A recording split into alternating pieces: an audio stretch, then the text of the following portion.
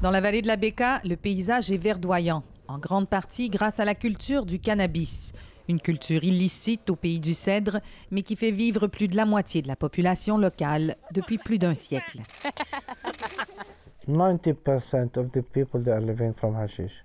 90% des gens ici vivent de la plante du hashish.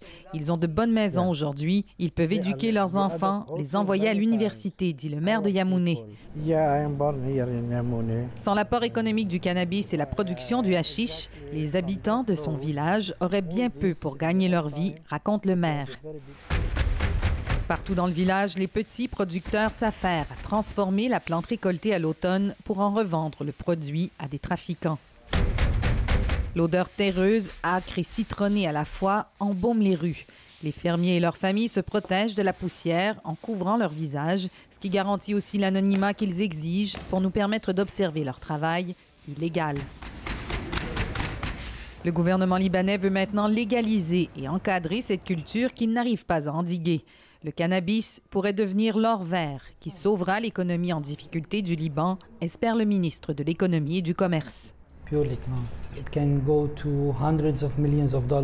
Ça pourrait rapporter des centaines de millions de dollars de revenus au gouvernement et en même temps créer des emplois pour les gens de la Bekaa, dit le ministre, dans les banlieues aussi où peut pousser cette plante. Le Liban souhaite autoriser son usage, médical seulement, afin de promouvoir la mise en place d'une industrie pharmaceutique. L'idée a germé dans un rapport d'une firme d'experts étrangers commandé par le ministre. Le marché a faim, dit-il. Le potentiel est très grand et il y a de la place pour tout le monde en ce moment. Pour les producteurs de hashish de Yamouné, ce serait une bonne nouvelle. La fin, espère-t-il, d'une vie en marge de la société, à la condition que tous ceux déjà recherchés par la justice libanaise soient amnistiés avec une nouvelle loi. Entre 30 à 35 000 personnes sont recherchées dans la vallée de la Bekaa par rapport au hashish, dit-il. Tous ces gens, ils se cachent, ils ne peuvent pas se présenter dans les points de contrôle, ils ne peuvent pas se rendre dans les villes. La plupart passent sa vie dans les montagnes. Mais des organisations qui œuvrent sur les problèmes de dépendance aux drogues voient d'un mauvais œil les ambitions économiques du gouvernement. La consommation pourrait augmenter en flèche, craint l'organisation Mentor, surtout chez les adolescents. À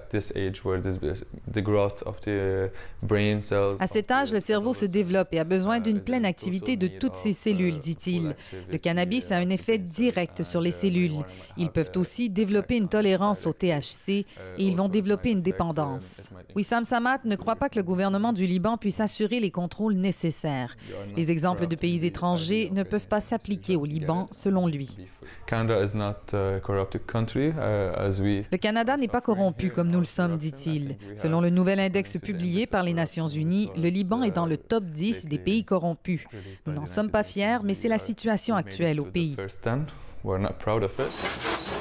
Aujourd'hui, le Liban est l'un des 5 premiers producteurs mondiaux de hashish. Selon des chiffres non officiels, le trafic de hashish représente un chiffre d'affaires de 4 milliards de dollars sur le marché noir. C'est environ 4 fois plus que ce que les calculs les plus optimistes promettent en revenus pour les coffres de l'État. Ici Marie-Ève Bédard, Radio-Canada, Beyrouth.